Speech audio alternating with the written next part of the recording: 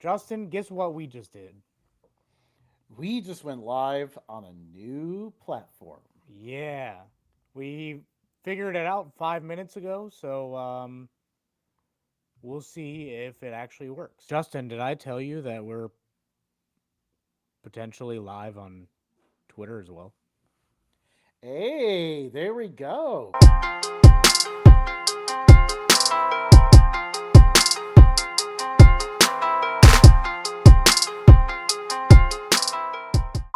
Let's talk. My name is Matt Miller. Joining me today is Justin McGovern. Justin, guess what we just did? We just went live on a new platform. Yeah. We figured it out 5 minutes ago, so we'll see if it actually works. Yep, As of bear right with now, us. it's not 100% working.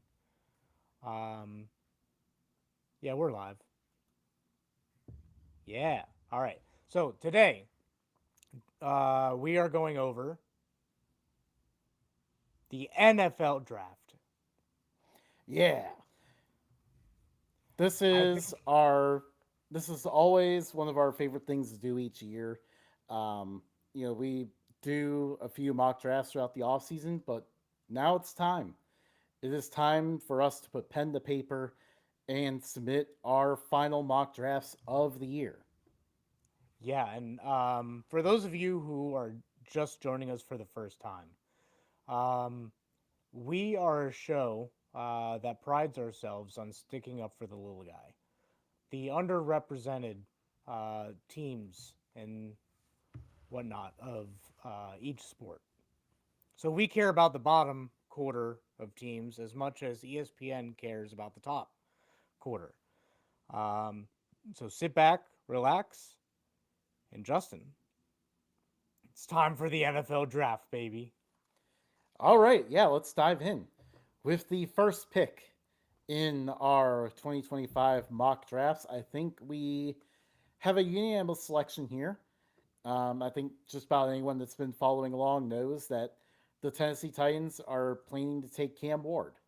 And in fact, I think Cam Ward gave it away himself the other day, saying that some of his favorite receivers in the NFL are Calvin Ridley and he mentioned Tony Pollard as his favorite running back. So And Spears. He said the best running yeah, backs are Pollard and Spears. so very clearly pointing out that he plans to be a member of the Titans. So the Titans want to operate in a very happy system. They attempted to do this with Will Levis with results that got them the number one overall pick. So now it's time for Cam Ward to step in and get this team going, really. Yeah, I think it's unanimous just because like the QB position is such an important position. And Cam Ward has come a long way. He's shown that he can be an elite passer. It remains to be seen what he can do in the NFL, obviously, but um, the reason why he's going number one is even after the season ended, he's taken huge strides in showing what he can do. Yeah, absolutely. So, pick number two seems to be somewhat unanimous at this point. I've seen a lot of people going this route as well, but Travis Hunter, um, two-way weapon. It remains to be seen if he goes both ways. But I mean, the Browns would be stupid not to let him at first, um, Yeah. because he said he would rather retire than not to play both positions. So we'll see what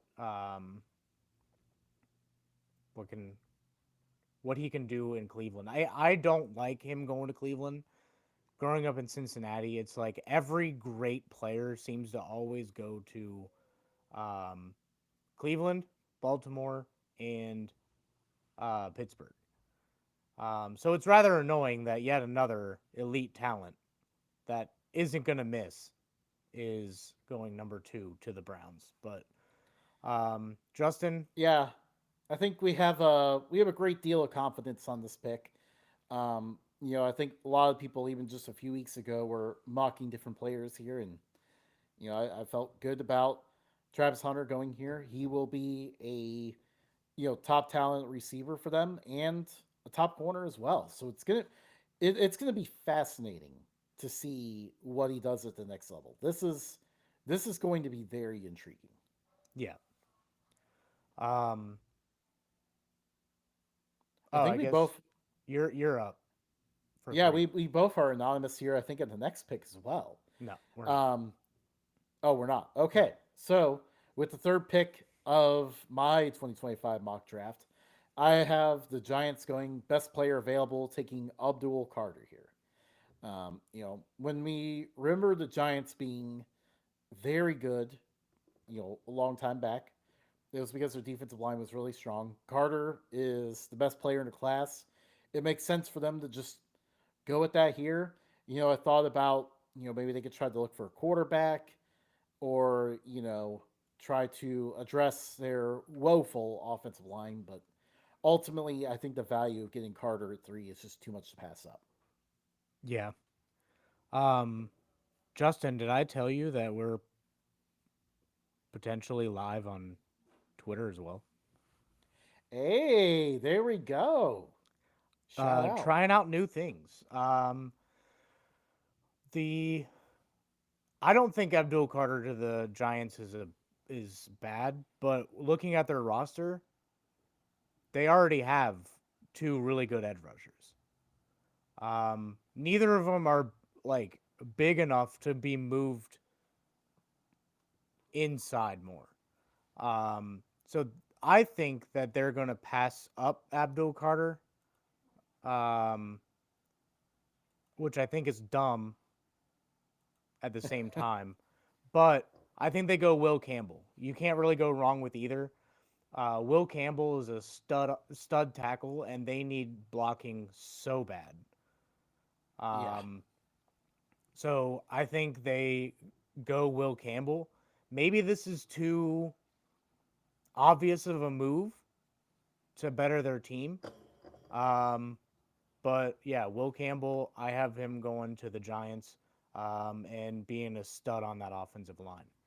So then I have Abdul Carter going to the New England Patriots. And big need. Um, Vrabel is a defensive guy. He needs a big name edge rusher. I think this is a steal for the Patriots. Yeah, they will be rushing up to the stage to submit this pick if Abdul Carter is still available. In my case, he was not. We've been seeing that the Patriots want to help protect Drake May, address the offensive line. So I have them going with Will Campbell here to do just that. Yeah. I mean, they need both, really. Yeah. But yeah, I mean, I think addressing, protecting your franchise quarterback is going to be a huge deal for them. And that's why I think, other than Carter, Will Campbell might be number 2 on the Patriots board. Yeah. It'll remain to be seen, but I'm very intrigued by that. Now we're getting to an interesting part of this draft where I think the top 4 kind of seem to be falling into place. I think a lot of people know what's going to happen there. But next is the Jacksonville Jaguars, and this team is a huge range. I've seen so many players mocked to this team, and really, I just had to think about what does this franchise usually look for. Um, and then Membu out of Missouri, I think fits that. This team likes those workout warrior players. And, ever since the combine, and even a little bit before, there's kind of a preemptive pre combine. People were like, this guy's probably going to test well. He's going to move the boards. Then the combine hit and he moved up even further. This is the kind of workout warrior that we tend to see the Jaguars go with, and that's why I have him pinpointed to this spot. And other than uh, the last 2 picks, I'm in agreement on this one as well. I had fiddled with a few other picks, but offensive tackle is by far the biggest need. Um, if they want to look at making the playoffs again, they need some blocking, and Mimbo can do that. He's so good. But starting right here, it's wide open. The Yeah. first four are unanimous going for top four. Um, I think I'm the only one that doesn't have Abdul Carter going to the Giants. Uh, but whatever. I figured that they would want to better their team instead of just bettering their defense. Um, but the Jaguars, if they want to hang on to Trevor Lawrence, they're gonna need a stud offensive tackle. Everything that they have on the offensive line did not work out last year. Yeah, So yeah, I agree because you're entering a position here. You've paid this guy, and you're starting to see him get hurt more. You're starting to see him regress because he has rushed decisions. You know, this offseason may very well be the last chance the Jaguars have to salvage this situation. yeah. Um, moving on to the Las Vegas Raiders. Um, I have them taking Will Johnson. I have had him mocked here forever, and it seems like people had him mocked there for a little bit, and then for whatever reason, he keeps moving down the board, and I just don't get it. Will Johnson is a freak athlete and will definitely make this defense stand out. And in my opinion, he's the best player available. Also, Yeah, yeah. I think some teams are starting to kind of overthink it potentially with him. We'll see if the Raiders are one of them, but some of his testing numbers weren't quite what I think teams expected. But I mean, turn on the tape and you can see this guy can play. And I thought about what again because really how you have to really think about this year's draft is, what does the team tend to look for? What does the team usually look at? In this case here, we have a new crop of people, but Pete Carroll's the head coach. He's going to have a heavy influence on what's going on here. Tall, lanky corners like Will Johnson fit the defense that he's going to want to have. So that's why I went Will Johnson here. yeah. Um, you're the Jets. Yeah, yeah. So on sorry, I forget about the alternating sometimes. But yeah, so the Jets, I really tossed around the idea of Kelvin Banks here, addressing the offensive line. My only problem with that is, they drafted an offensive lineman last year. So are they going to go back to back? I don't know if that's entirely likely, especially because they don't seem to have a true plan on offense. I think, new defensive minded head coach Aaron Glenn. Maybe they look into the trenches here, look for someone that can help them stop the run in particular. And that's Mason Graham out of Michigan. Yeah, I agree. I think Mason Graham is going to be a stud. Um, and they're going to get back to the old way of doing defense, stopping the run, and then having the Sauce Gardner clean it all up in the back end. Um, this is what they were known for in like 2010, and I think they're going to get back to that identity because obviously they can't get it figured out on the offense, so they're going to need a stud defense. But Honestly, their defense even started just a few years ago, and then it kind of fell off a little bit. um, yeah, I don't understand why they fell off when they had a lot of the same players, but whatever. Um, moving on to the Carolina Panthers. I they have a lot of needs on defense. I'm gonna go with Malachi Starks. He's a really good safety. They need a safety so bad. He's been flying up draft boards, um, and I think that he can be a difference maker. I can't remember the last time a safety was drafted in the top 10, but he's definitely going to change that. I don't know. I don't think we agree on this one, Matt. I looked at the Panthers' needs. What do NFL teams tend to address all those needs? I think first and foremost, you know, they need needs. They need players all on all levels of defense, but they especially need a pass rush, and that's where Jalen Walker comes into play. I've been torn between him and Michael Williams. I think I had Michael Williams in my previous mock, but I think Walker is starting to kind of fly up boards a little bit. We'll see if I fell victim to lying season.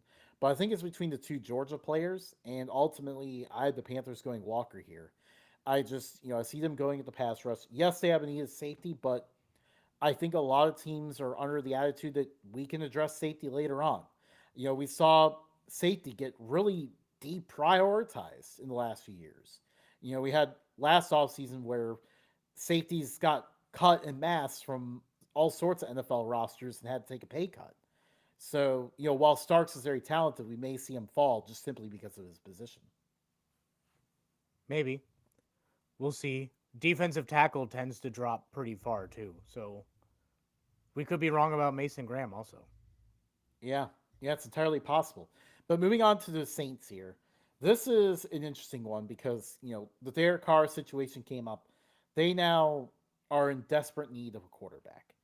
They have a lot of other needs as well. There is a chance with this team that they could straight up just ride it out with Spencer Rattler. And if you do that, you're almost setting yourself up perfectly to get Arch Manning next year. That is something that might be on the front office's mind.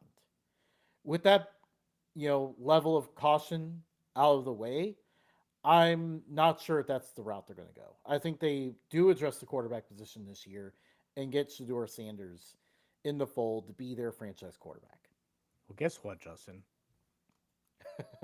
I agree with you. We did not talk about this pick until I sent over my stuff to him. And he already had his done. So it's really funny that we both had Shador Sanders going here and reacted to the news accordingly. Because you can't go with what's his name from Spencer Oklahoma? Rattler. Yeah. Well, he was at Oklahoma, then went to South Carolina. But you can't go with Spencer Rattler for an entire season. Like he's a solid backup, but he's not really going to get you anywhere. You need a long-term Except for option, the number one pick. maybe. Get Arch. Hey, I didn't even think about that. That's interesting. Maybe this whole thing is concocted just to do that. But I do think Shador Sanders would be pretty good down in New Orleans. Um, I mean, they have some good young receivers. You can pick up a couple younger receivers later in the draft as well that can um, like help him out. Um, Maybe you can even get uh, the younger Horn, Jimmy Horn, put him in his dad's shoes. Yeah. Um, but moving down to the Chicago Bears, I'm not falling into the Genti hype. I think there's other key positions that need to be addressed, and I think one of them is offensive line. They need to shore up that offensive line if they want Caleb Williams to be successful.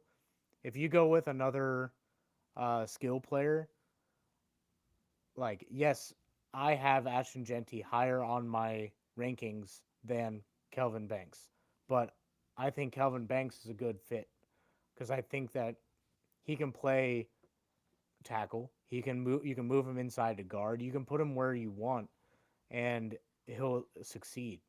Um, and I think this is a good key to success, even though it does seem like Ben Johnson has a vendetta against DeAndre Swift. So we'll see if that comes to play later. But um, whoever they have running the ball, they're going to need some linemen as well. So to me, Kelvin Banks is a good pick here. I'm happy with how they address the offensive line in free agency and with their trades. I think they shored up what they needed to. And instead of chasing it with the draft, they went and got some vets in there who are going to, at the very least, provide them very solid play. I think this is going to be the best Bears offensive line we've seen in some time. So that kind It's of not saying positions much. them. Yes, it's not, but I think they'll be at least decent. Um, so that positions him for Genti here. I think you get a difference maker like him in the backfield. You take the pressure off of Caleb Williams and the pass game. You get Genti in there to pretty much run the ball. Get something similar to what the Detroit Lions have going on, because that's what Ben Johnson wants to install. And this offense, just watch it go. I'm very intrigued by that. I think I don't see Genti going much lower than this. So, watch out for him here. This is where, this is where I have him going.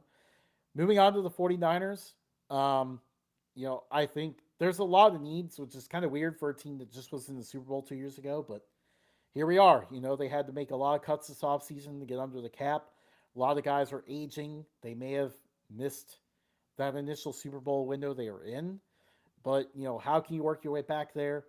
They need a pass rush outside Nick Bosa. He's the only one that's really providing that. They lost a lot of the other guys they used to have as running mates up there. So time to bring in Shamar Stewart. Time to bring in Shamar Stewart out of Texas A&M to come in there and get back to terrorizing quarterbacks. Yeah, I agree with the position. I just disagree with the player. Um, in my um, mock draft, if I can pull it up here, Jalen Walker is still available. So I think that you could put him in a few different spots at linebacker, but in this case, I think that they're going to put him at edge, and I think he's going to succeed. Um, if they can have two stud edge rushers, Justin, they can get after the quarterback. And you know what happens when you get after the quarterback? You tend to win football games. Sure do. So 49ers looking to get back into the thick of things. Um, but moving on to their 90s rival, the Dallas Cowboys. This is where I have Ashton Genty going. Still seems like peanut butter and jelly. Ashton Genty grew up in Dallas, was a Cowboys fan, goes to the Cowboys. It just seems like a match made in heaven. Yes, they need receiver. Yes, they need some things on the line, but Dak's going to need some help. And their run game last year was atrocious. Yeah. So Yeah, I mean they so badly need a running back. And a lot of it was, simply put, they didn't have the backs. I mean, obviously Ezekiel Elliott was very, very old and washed up, and they forced him the ball for much of the year with no success. I don't think, we would be talking more about Marion Hampton if it wasn't for Ashton Genty in this class. yeah, Hampton is stud. also one of the best running backs we've seen in a long time. Kind of reminds me of when Jameer Gibbs is in the same class as Bijan Robinson. Gibbs got kind of overlooked, and except for the Detroit Lions, who took him, people thought it was a little bit high at the time, but he's proven to really be dynamic to that offense. I think the Cowboys, they are Genty's floor, but with Genty off the board, I think they go to their next guy, which is Omarion Hampton. It does seem like I like Hampton a lot. I do think he will succeed in the NFL. I just think it's a little bit of a reach, but it does seem like a Cowboys move in the draft. Next is the Miami Dolphins. This one's a hard one. You know, Um, I feel like the Dolphins could really go a lot of different places, and we don't really ever seem to get a real trend about what they're going to do. Ultimately, Calvin Banks is still on the board. You need to protect Tua because you're entering a very dangerous spot with his career. Any more hits and you might lose him. You know, Concussions are a serious issue. Yes. So, you've got to protect him. Even when he was healthy, the offense didn't operate the same because he was, under too much pressure. So, Calvin Banks, I think, is the solution here. And I agree with the offensive line. It's clearly their weakness. Although they're on fire sale mode right now, looking to get rid of Jalen Ramsey and Tyreek Hill. But doesn't matter if you're trading those guys, you still got to protect Tyler Booker, in my opinion, since Kelvin Banks has already taken. Tyler Booker is the next best offensive lineman, and their interior offensive line may be one of the worst in the NFL. So just getting a guy in the middle to shore it all up is going to be so helpful.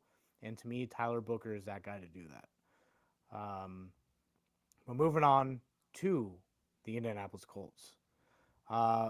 Justin, do you know what one of the weaknesses of the Colts last year was? They didn't have a tight end. Do you know what else? Well, offensive line and No, no, passing not department. who they need. What their weakness was. Oh, they couldn't pass it. They couldn't. They had zero red zone capabilities. Oh, Adding Tyler Warren to the mix is going to save Anthony Richardson's career. Um, I think it's pretty apparent that we are. I'll take it on the head. I said Anthony Richardson was going to be a really good quarterback. It's turning out to be the opposite. If the Colts want anybody to be successful at quarterback, they're going to want somebody else to throw to, especially in the red zone. You already have a couple weapons, so even if it doesn't work out with Richardson, some other guy is going to come into a pretty stacked offense. So Tyler Warren, the second best tight end in the draft, will be going to the Indianapolis Colts. I said that Anthony Richardson was a big risk. um, I feel like unless somehow both guys are off the board, this pick really comes down to two players. Tyler Warren, like you said, or I think higher on their board is Tyler Booker, out of Alabama. He will address a huge need on the inside of the offensive line. The run game was really something that the Colts specialized in the last time that they were truly good, which was a few years ago. They still have Jonathan Taylor here. They still have some of the pieces, but they just need that offensive line to get back to playing at a high level to improve again. So that's why I have Booker going here. And then the Atlanta Falcons, they have needed a pass rush for such a long time. I mean, pretty much ever since they blew that lead in the Super Bowl to the Patriots, they have needed a pass rush. I mean, they've had Grady Getting Jarrett, but it's not the same. Yeah, and now he's gone as Yeah. well. So Michael Williams out of Georgia, guy from nearby, kind of fits this hole perfectly. It feels like a really good fit. I am having some technical difficulties over here. I agree with the position. I mean, it's apparent that they need to pass rush. Uh, but I have Shamar Stewart going here. He's a stud. Seems like a really good fit. Um, Falcons have to go edge, right? I mean, it doesn't matter who they get. They got to go edge, right? Absolutely. Um, Speaking of um, defensive line, I think the Arizona Cardinals go defensive line. And to me, Derek Harmon is one of the best defensive tackles in the draft. And I think that he's actually being underrated right now. Watching him play in college, it was like this dude just kind of seemed like a top 10 pick. He was just so explosive, such a good run stopper, too. So, and that's a big hole that they have. They can't stop the run worth anything. So, slowly but surely, this team is coming back around after not even just taking it down to the studs. They took every screw out of every board and took that thing down to the ground and are Except for building it Kyler back up, Murray. except for Kyler Murray. Um, and I think with a couple more pieces, we could start seeing a dangerous Arizona Cardinals team. And I think this is a good start for them. Yeah, absolutely. I think we agree on the position, agree on the analysis, but different player. Kenneth Grant is someone who is very high on some teams' boards. I'm going to take a guess that maybe the Cardinals are one of them.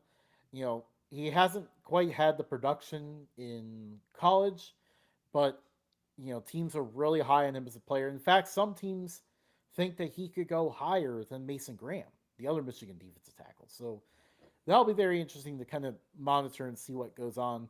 I think we both could end up being really wrong if Grant goes higher than him. Um, Ultimately, I think this ends up being a pretty good value for the Cardinals here at 16 for the exact same reasons you said, addressing, stopping the run and, you know, getting another key piece to that defense. Now we look at our hometown team here, the Cincinnati Bengals. Um, this is where they go with Mike Green out of Marshall.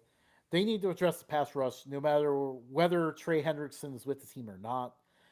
Either you're giving him a running mate to get after quarterbacks, or you're drafting your top guy here. Whatever you're doing, Mike Green is the guy for the Bengals. He is a stud.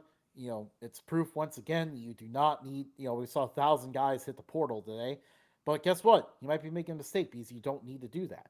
You can go to Marshall. You can stay there all 4 years with a coaching staff that cares about developing you, and get in the first round of the draft, and then succeed in the NFL. I think the Bengals could end up with their version of Mitchell to the Eagles last year. Yes. I think Mike Green is a fantastic player. I think he's going to be really good in the NFL. I think this is a fantastic pick. It's really funny that we both had the same pick, despite not having Mike Green going here at all in any of our previous mock drafts and not talking to each other about it. It just seems perfect for both guys, right? Like both Mike Green and the Bengals. The Bengals are underrated. Mike Green is underrated.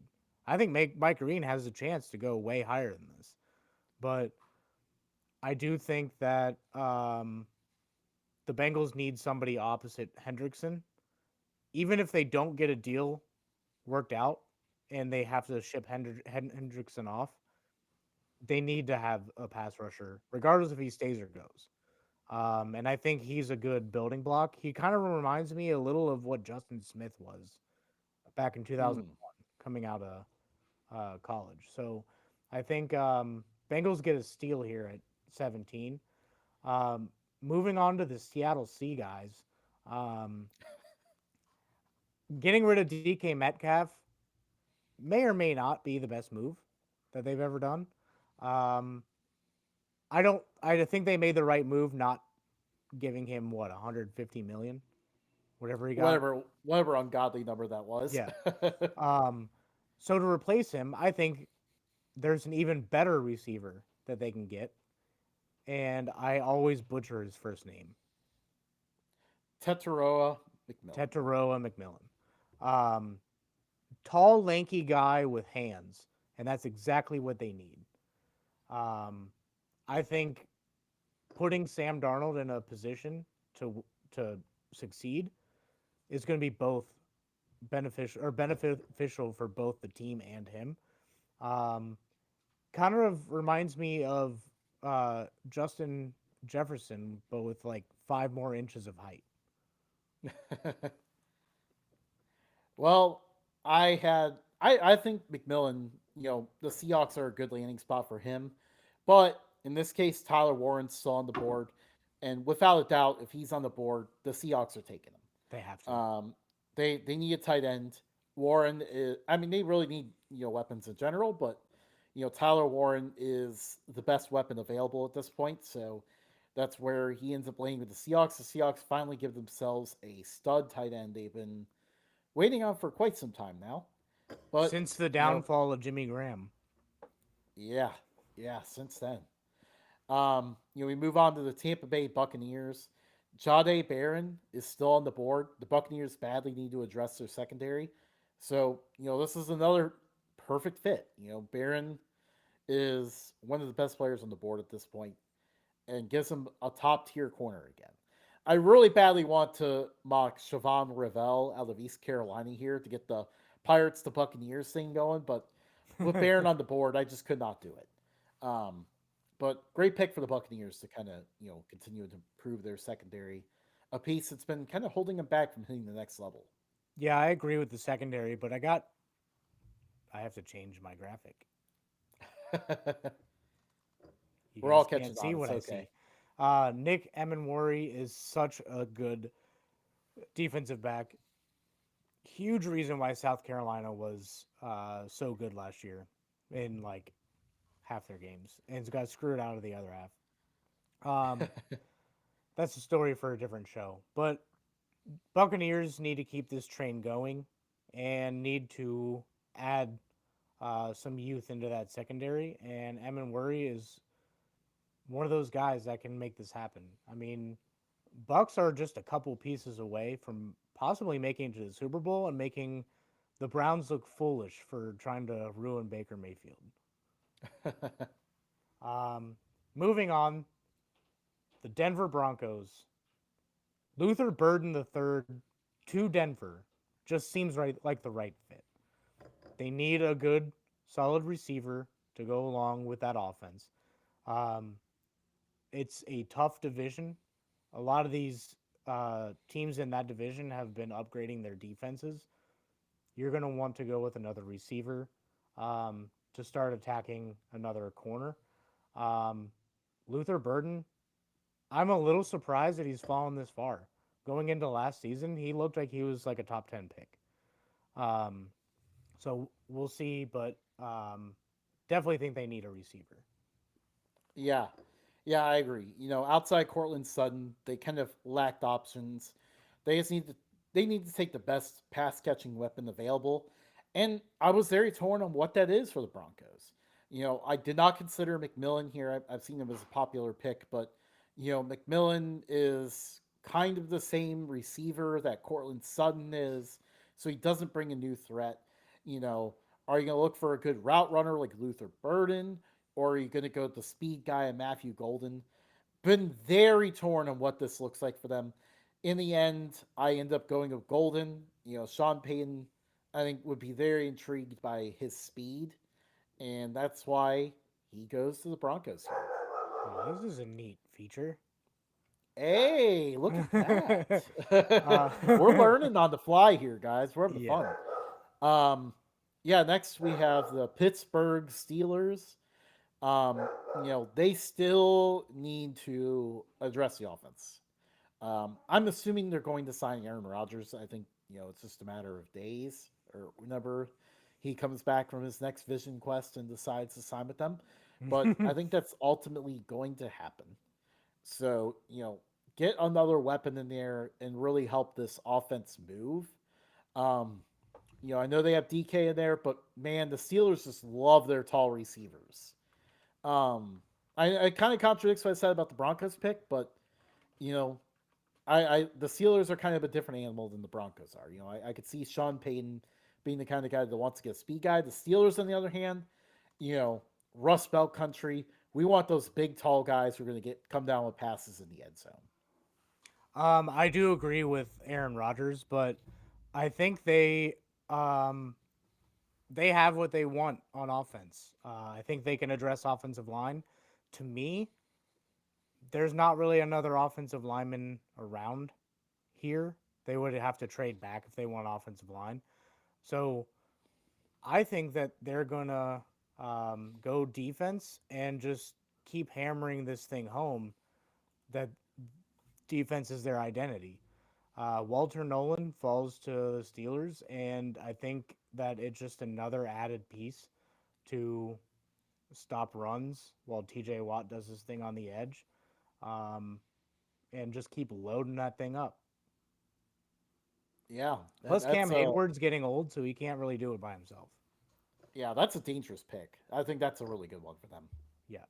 Um, the Los Angeles Chargers, I had a bunch of different picks here, but it just seems like Colston Loveland is just going to go stay with Jim Harbaugh forever. Um, they also need a tight end so bad. The Chargers were also a team that was really bad in the red zone last year. Um, I think this can be one of the final few pieces to get this thing going, but they also need offensive line. They need to make their defense younger. They got so many old guys on the defense. Um, but I think adding a tight end as a weapon is underrated in the NFL, and I think Colson can be a good pick for them. I've noticed this has been very popular, almost too popular. I thought this seems almost too perfect. Guy goes and ends up playing for his former college coach. I feel like it's a very popular mock idea that doesn't happen as often as you would think. Plus, there's another factor here. Derek Harmon is still on the board, and I think Harbaugh is offended by how their interior defensive line played last year. So I cannot imagine him passing up addressing the trenches on this one with Harmon on the board. They got to get him, get after the teams in their division. Again, very loaded division. So yeah, Harmon ends up being a steal for them at this point. And then, because we decide to go on a run of defensive tackles here comes the Green Bay Packers. They need a defensive tackle as well. Walter Nolan, one of the best players on the board at this point, he fills a need. You know, um, this is a bit of a this is a challenging spot to predict in general. I feel like it's very hard to predict what the Packers are going to do. They tend to surprise us every year, but I think this is a reasonable pick for them. I agree. I think if no one's already taken in my mock draft, um, so I do have them addressing the defensive line, but I think they need a better pass rush. Michael Mm. Williams is somehow fallen this far in my mock draft, and I think he would be a steal here for them, and I think he would be a great fit, and just start making that defense kind of mean. Yeah, yeah, that's a steal at this point. Um, One thing about the Minnesota Vikings in the same division is they also need defense. Um, Making sure that uh, they take some of the pressure off of JJ McCarthy, they need to be able to stop the passes, like stop the other team from passing. And I think Jade Barron is going to do that. I think he's going to be a really good cover corner, and I think it's a really good fit. I think this defense is starting to come together and starting to become a little scary, to be honest.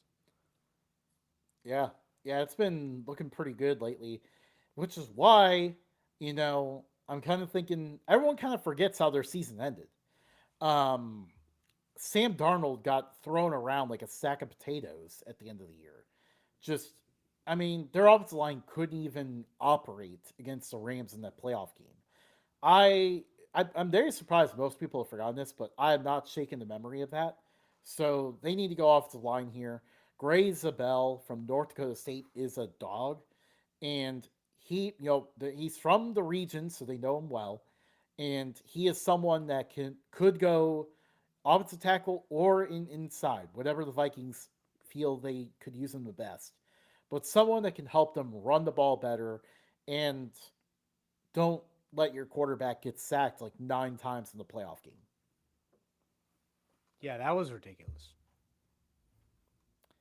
Yeah, I think a lot of people got to go to bed early that night. Yeah. There's mentioning a quarterback getting sacked way too many times to end the playoff game. CJ Stroud got sacked like 8 times against the Kansas City Chiefs. They were close to winning that game if it wasn't for that. Um, you know, they invested a lot into the offensive line last year, so it was very surprising to see it fall off completely. But they have cut bait on a lot of guys. They're kind of starting over. They need to prioritize the tackles. Get Josh Simmons in here, big old meteor man, and Bigger get meteor this man. off the line back going again.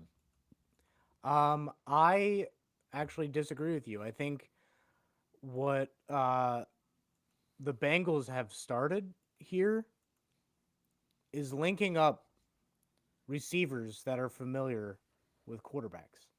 And who's more familiar for CJ Stroud? Emeka Ibuka.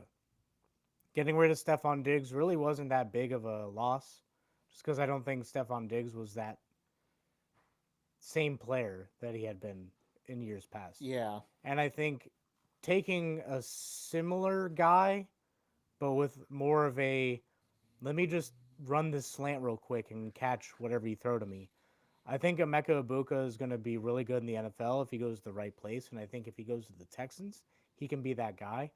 I think with Emeka Ibuka, this offense is going to be scary. Yes, they need to address the offensive line, but you got rid of a big problem, Yeah. your offensive line coach. um, and I think giving CJ Stroud more weapons isn't ever going to hurt things. Um, Yeah, absolutely. And Abuka is like he's like a scary Terry clone almost. yeah. Very similar Ohio State career where he was never the guy, always overshadowed by the guy, but he was there. He was always there. He was always going to run the right route, be in the right place, be that safety net for the quarterback. So CJ Stroud is going to be very happy to have that if your pick is correct. Oh yeah. You know who else is going to be really happy for this next pick? Matthew Stafford. Um, Matthew getting Matthew Golden. I think the Rams getting another receiver wouldn't hurt either. Um, I know they have Devonte Adams, which a lot of people actually forget that he's there. Um, and then they're gonna cut ties with Cooper Cup. They have Puka Nakua, but you add a third weapon. Matthew Stafford really hasn't had a big third weapon ever. Like Not often, no. his third weapons were guys who when they left they didn't do much. I think adding Matthew Golden to this not only solidifies their receiving core for years to come, but gives this offense maybe another weapon to get past the Eagles. Because if you remember, they were driving at the end of the game, and they They were were so close. they were a Matthew Stafford little bit of an overthrow away from moving on. Adding Matthew Golden may be able to help with that. Potentially. However, here's one reason. One reason I disagree with your pick is they do have Adams and um why does his name escape me? He's so Puka. good. Puka Nakua in the fold. Thank you for the reminder on that one. Puka's a stud. I'm sorry, I briefly had a brain fart on his name. You have those guys in there. That means you don't need to address it with a first round pick. I think you can address it later on, which by the way, don't forget the Rams have been pretty dang good at. They got Nakua late in the draft. When they got Cooper Cup late in the draft, they are very good at scouting receivers and finding guys in the fifth round who come out of nowhere to be studs. So I don't think they're going to be rushed to address that position here. Instead, they look at the defense, maybe best player available because, they're just trying to make this last run in the Super Bowl here. They badly need a linebacker. Jihad Campbell is a stud of a player. The only reason why he falls this far down the draft is just because teams aren't going to heavily prioritize a coverage linebacker. So, that's why he drops. He drops because of his position, not because of the player that he is. So, best player available for the Rams here to help them, try to make that next step. And then the Baltimore Ravens, similar kind of move. Most teams don't really consider safety a high priority. That's why, I have safeties a lot lower in my mock draft than basically anyone else. Um, because I just don't think teams are thinking about that position anymore. But the Baltimore Ravens are a team that really does love those guys back there.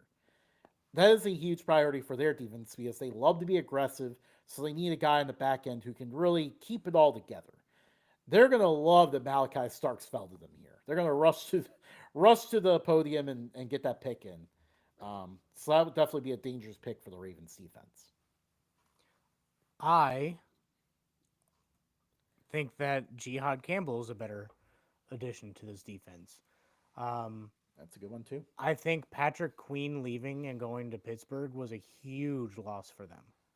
Um, I think they need to replace him, and who better than Jihad Campbell, who's a very similar player.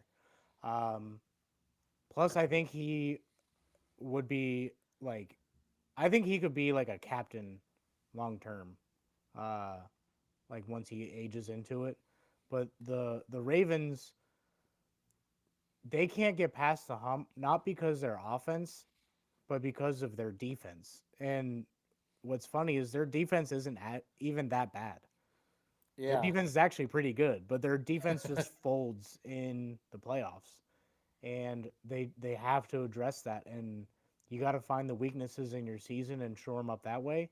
And their weakness was passing over the middle. Jihad Campbell can stop that. Um, moving You know on the to Ravens love those Alabama linebackers. They do. They love those Alabama linebackers. Moving on to the Detroit Lions. The biggest need of all, you can go guard here, you can go a few other things, but the biggest need of all, they need another pass rusher. It was very evident that as soon as Hutchinson went down, they didn't have anybody. James Pierce is available, and James Pierce is going to make it happen in Detroit. He's a work it out, grind it kind of guy, not from the Rust Belt, but from the South. And I think that he has the size and build to when you pair him with Aiden Hutchinson, it's going to be a scary duo. Yeah, I echo the sentiments of the Lions pick. I agree 100%, but I have a different player here. I said during the entire Ohio State playoff run that Jack Sawyer is a future Detroit Lion. He is that Rust Belt kind of guy that this team looks for.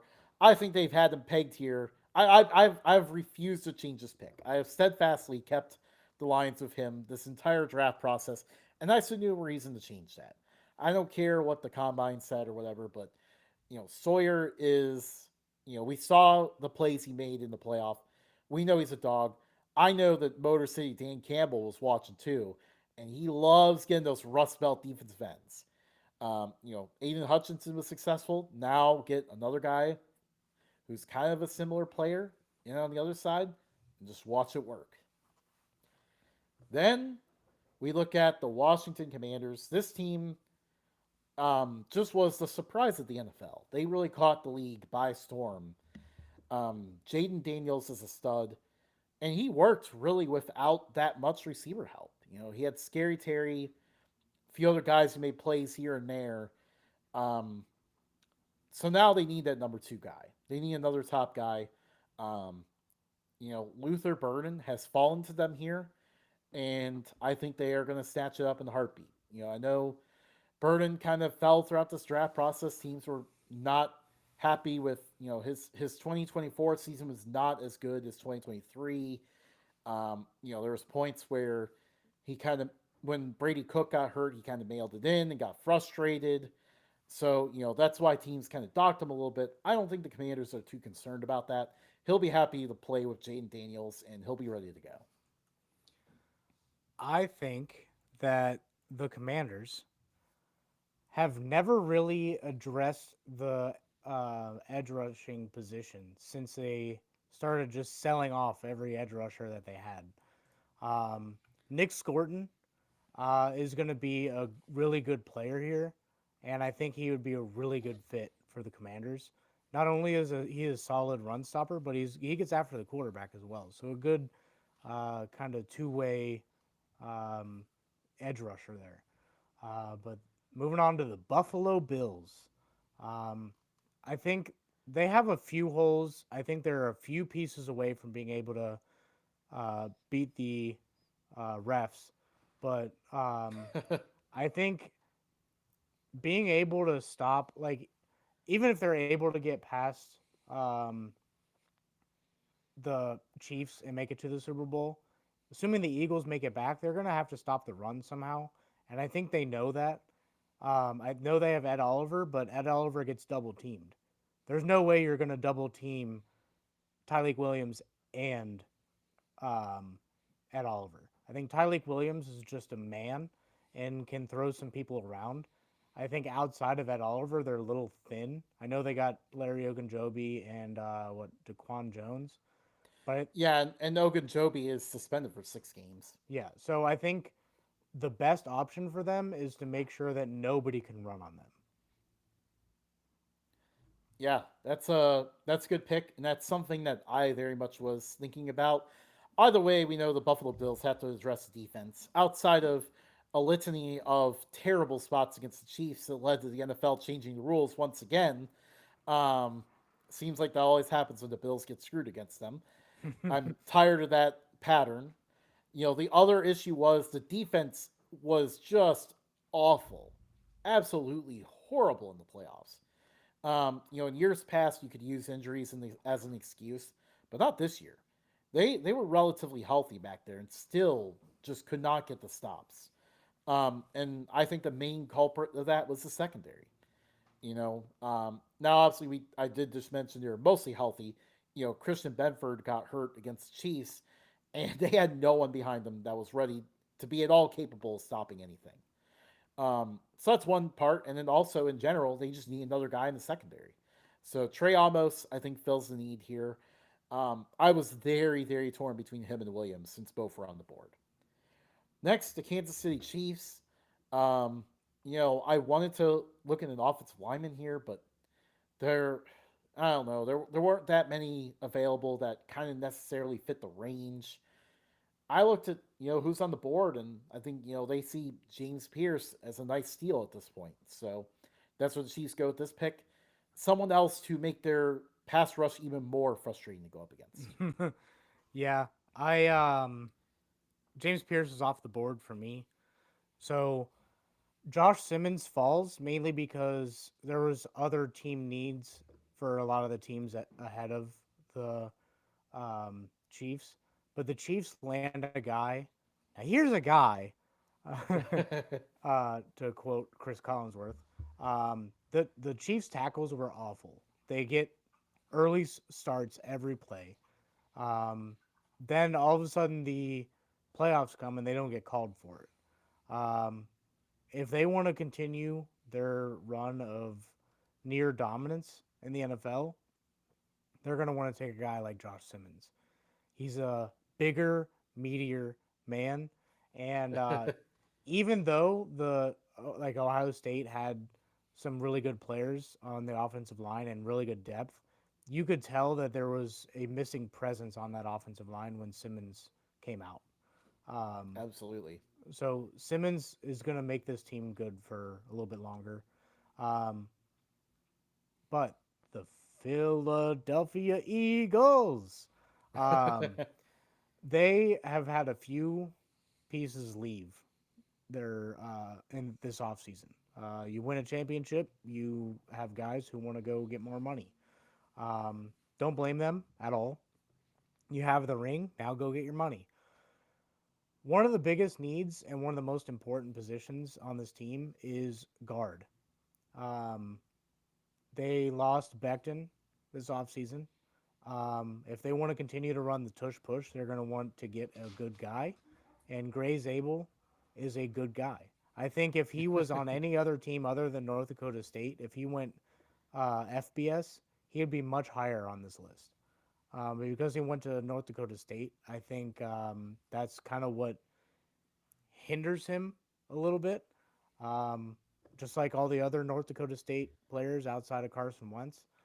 Um, but I think Zabel very capable in this offense and can make this offense just as scary as it was last year. Yeah, absolutely. Again, for me, value wasn't there on the offensive line, so I looked to the defensive line. Tyleek Williams fell to them here. A great way. They love to address the trenches either way. Lost a few guys up there, especially in the interior. So why not go and, when you see Williams sitting there, go ahead and grab him and keep this thing going.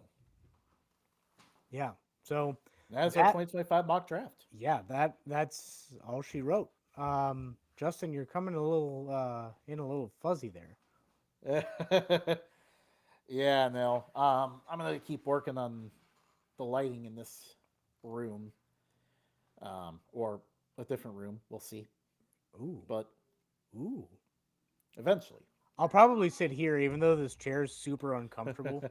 Um, I don't know if I can do 4 hours here, but we'll see. Next Yeah, week, no. next week is our 4 hour live event of the NFL draft. No, we did not get to go this year. We did get invited. Bummer that it didn't work out. So we will be either sitting on our couch or sitting right here. Um, I'll have it on this half of the screen for me, and I'll be watching and letting you all know what is picked. Justin will be browsing Twitter, and we have a slew of guests coming in. We are super excited for this event. This is our big event every single year. So excited for it. Um, Yeah. yeah. Follow us at Updog Sports Talk on Matt, you're forgetting one thing. what? Our special moment here of this show, our first ever giveaway. Oh yeah. How could I forget? Justin, you want to tell us more? Yeah. So we have here, um, basically what happened was at my real job last week, some guy wanted to advertise me. I think you'll learn throughout the summer that I seem to be pretty lucky about the some of the stuff I get at my real job. I apparently going to be in the suite for a Reds game later this year as well. So it's a gift that keeps on giving, pretty much. This guy was trying to advertise me and get my attention by sending me a Bowling Green hat, which of course did get my attention. I was like, wow, this is really cool. But I have a few Bowling Green hats already, and I realized, this is a great opportunity to, because we are Bowling Green alums here, and I want to spread the love of Bowling Green football, basketball, or any other sports out there. So, I decided, what, let's do a giveaway. So with that, everyone that has completed the requirements for this giveaway is on the screen here. A few good friends of our show are on this list. And actually, get ready to keep some of these names in mind because they'll be joining us next week. Some of them. So yeah, let's. And again, this is a random spinning wheel. So even though they're joining us, if they happen to win, it's up to chance. So um, let's count down here, Matt. Give me a little countdown, and I'll hit the wheel here and determine who is going to be getting this awesome Bowling Green hat. Hold on. Hold on. It's just spinning at that agonizing pace.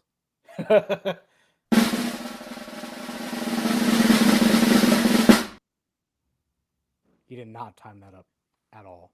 Not great timing there. And yeah, Riley. congratulations to Riley. He is an Appalachian State fan that we've gotten to know this week, but his parents went to Bowling Green, so shout out to him. Um, I'll get in touch with you soon, Riley, and congratulations on this amazing prize. So,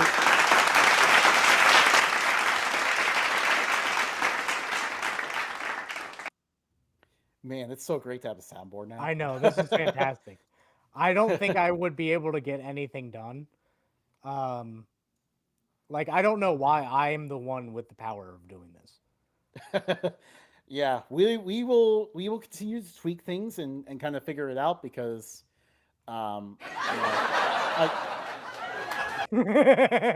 yeah, that's me with technology right there. But if I can be in charge of the soundboard next week, you better believe when the pick is happening, there will be a sound effect. That's it. You Yep. found the sound effect. Yes, I did. There's also this one. Hold on, I have to keep hitting the X to do it. I like the other one better. Yeah, I like the first one better. Yeah.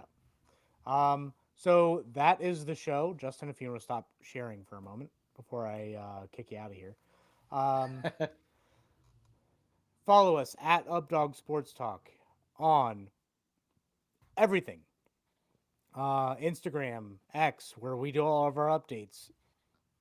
Facebook, Twitter, we already said that. TikTok, Threads. Find us on Apple Podcasts, um, Spotify, iHeartRadio, YouTube Music. Obviously, we're live on YouTube right now, so you can find us here Wednesdays at 8. Except for next Wednesday, we will be on our live draft show, our draft special. We are super excited for this. You don't even know. We'll just keep bringing it up until you watch. Um, and then, yeah, tell a friend about us. We're always trying to spread Um, Equality from pick 1 to pick 32. We may have our personal opinions thrown in every now and then, but we try to keep it consistent. Um, Other than that, Justin, you got anything else? No, that's all. Yeah. Congratulations again to Riley on winning this hat. And yeah, good show. Yep. So we'll see you guys next time. Catch you on the flippity flipped. Hold on, let me see if I can.